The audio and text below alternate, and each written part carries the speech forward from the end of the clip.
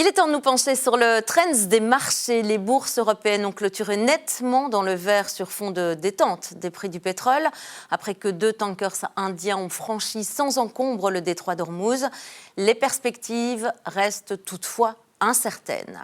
Sur Euronext Bruxelles, les immobilières ont profité de la détente des taux sur les marchés obligataires à l'image de WDP. Hors indice, Agfa s'est illustré. Du côté des baisses, Azelis poursuit sa dégringolade, le titre ayant perdu près de 22% en un mois. Recticel a subi une 3e chute consécutive alors que la situation sur le marché des matières premières pourrait affecter ses marges. Le conflit persistant dans la région du Golfe tient les marchés financiers en haleine depuis plus de 2 semaines déjà. La moindre déclaration fait évoluer le prix de l'or noir dans un sens comme dans l'autre, immédiatement suivi par une réaction sur les marchés actions et obligataires. Pas évident de trouver des repères. C'est l'occasion pour nous de nous pencher justement sur ce sujet avec notre expert Éric Joly. Bienvenue Éric. Bonsoir Fanny. On en reparle avec vous. Vous êtes là bien entendu pour nous éclairer. Alors comment est-ce qu'on aborde la situation concrètement maintenant ? Tout dépend évidemment de l'évolution du pétrole. Chez ABN AMRO Mees Pierson, nous avons défini 3 scénarios. Premier scénario, c'est le scénario le plus favorable. On part de l'hypothèse que la guerre ne durerait que quelques semaines. Quel est l'impact sur l'évolution du pétrole ? On pense que dans ce cas de figure, le pétrole pourrait retomber à des niveaux que je qualifierais d'avant-crise relativement vite. Il y a un deuxième scénario, c'est peut-être le scénario qui est le plus réaliste, où l'on dit, voilà, la guerre va quand même durer 2 voire 3 mois. C'est un impact négatif sur l'évolution du pétrole. Là, on table sur un cours qui, surtout pendant le 2e trimestre, pourrait monter jusqu'à 110 € en prix moyen, pour ensuite retomber à des niveaux plus bas. Voilà, 2 scénarios que vous avez évoqués. Un 3e, j'imagine moins favorable, qui pourrait bien faire montrer davantage le pétrole, le prix du pétrole. Tout à fait.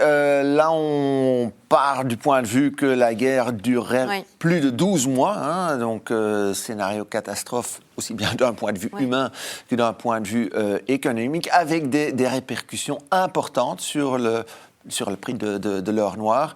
Là, on estime que, aussi bien dans le 2e que dans le 3e trimestre, le pétrole pourrait monter jusqu'à 130 prix moyen, avec des pics allant jusqu'à 150 $. Ce serait le scénario dans lequel le détroit d'Ormuz reste fermé. Évidemment, installation touchée, et ainsi de suite.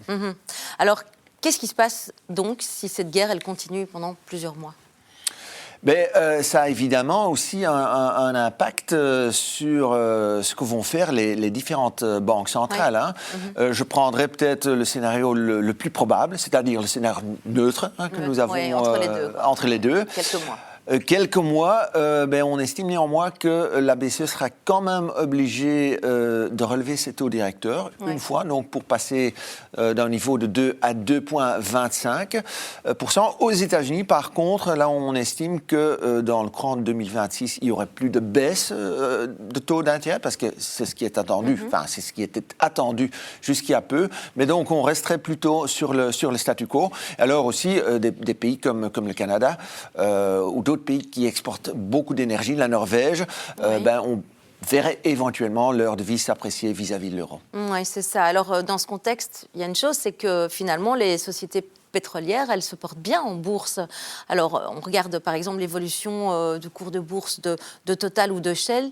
Est-ce que vous pensez que ça va continuer ? Mais tant que le pétrole reste cher, je pense que ce sera le cas. Maintenant, il faut quand même apporter quelques nuances. Il y a quand même quelques soucis à terme. Premièrement, on le sait, si le pétrole reste trop cher, ça va impacter la demande. La croissance mondiale sera moindre, donc il y aura moins de demande. Deuxièmement, on le voit déjà maintenant, donc à chaque fois qu'il y a une crise pétrolière, on se dit, il faut quand même essayer de devenir moins dépendant du pétrole. Et donc, on va stimuler les investissements dans le nucléaire, les énergies alternatives et bien d'autres. On en a beaucoup parlé la semaine passée. Tout à fait, mais je pense qu'il convient aussi de faire la part des choses. Toutes les sociétés pétrolières acteurs ne sont pas logés sous la même enseigne. Il y a des sociétés comme ExxonMobil ou encore Total Energy qui ont pas mal de sites de production au Moyen-Orient, qui risquent donc d'être touchés, littéralement, par des frappes.